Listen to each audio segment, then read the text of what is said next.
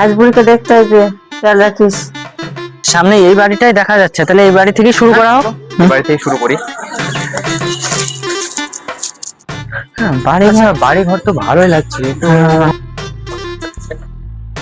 এই যাই, ছেলে পক্ষ মনে হয় চলে এসেছে, যাই ঠাকুমাকে গিয়ে বলি না।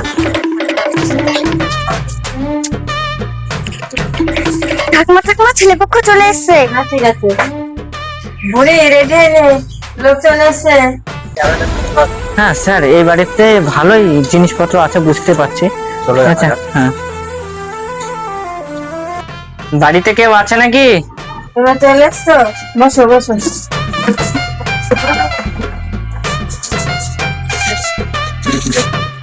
স্যার বসেন আপনি। 10 বিঘে জমি আছে, দুখানা গাড়ি আছে, বাড়ি আছে 3খানা, 3 জায়গায় 3খানা বাড়ি আছে, একটা বড়পুর, একটা কলকাতা, একটা গ্রামে। স্যার এরা তো বিশাল বড় লোক, তাহলে ঘর থেকে নামটা কেটে দিতে হবে। হ্যাঁ কেটে দাও, হ্যাঁ তারপর দেখা যাবে। ঠিক আছে। বুড়ি শরবত নিয়ে আয়।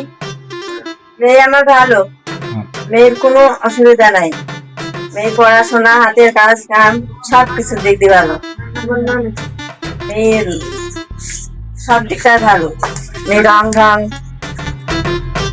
এখানে শরবত নেই।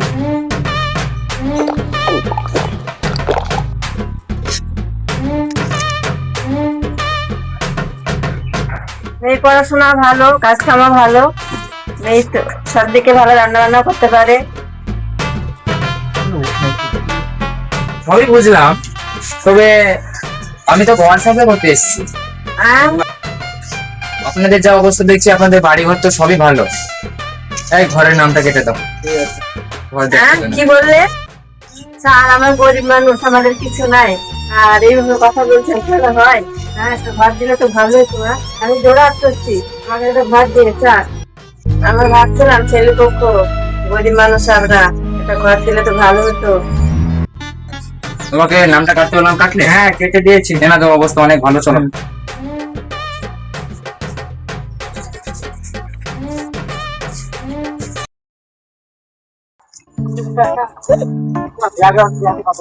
দেখো, কালকে তো ওদের ভালোই ছিল সব বাড়ি ঘর, এখন নেক্সট দেখো কোথায় আছে লোকেশন। লোকেশন তো এদিকে দেখাচ্ছে। চলো। হ্যাঁ চলো। স্যার রিকু মন্ডলের বাড়ি তো এটাই লোকেশনে দেখাচ্ছে। এটা? হ্যাঁ চলো দেখো বাড়ি থেকে পাশে নাকি দেখো। হ্যাঁ, এটাই রিক মন্ডলের বাড়ি। রিক মন্ডলের বাড়ি এটা? রিক মন্ডল বাড়িতে আছে নাকি? দাদা আপনারা কে? আমি তো কারোর দোকানে বাকি করিনি, আমার নামে হালখাতা। স্যার হালখাতা? আপনার কি মাথা টাথা খারাপ আছে নাকি? তাহলে আপনারা কারা? আমরা তো ঘর সার্ভে করতে এসেছি।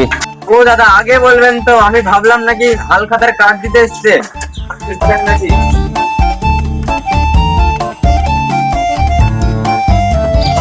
বাবু বসেন। বাবু বসেন।